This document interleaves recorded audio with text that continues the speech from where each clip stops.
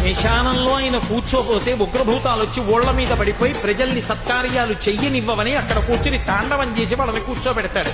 పార్వతీదేవి అడిగింది మహాభారతం అనుశాసనిక పర్వంలో, శుభ్రమైన కైలాసం ఉండగా, ఇంత ఐశ్వర్యం ఉండగా, చింతామణి గృహం ఉండగా శ్మశానంలో ఎందుకుంటున్నారని అడిగింది. అడిగితే ఆయన చెప్పాడు, పార్వతి బతికున్న నాళ్లు అన్ని చోట్లకి వెడతారు, ఏమీ తోచట్లేదు, శ్మశానానికి వెళ్ళొద్దామని ఎవరు రారు పార్వతి.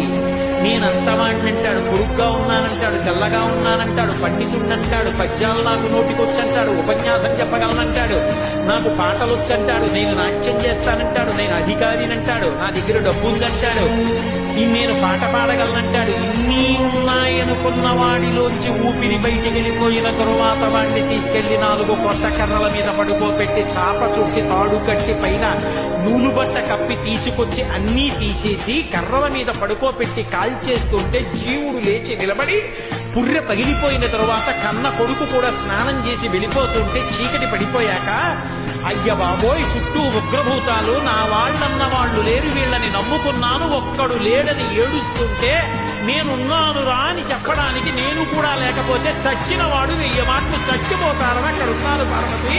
నా కర్మకాలక్కడ లేనన్నారు.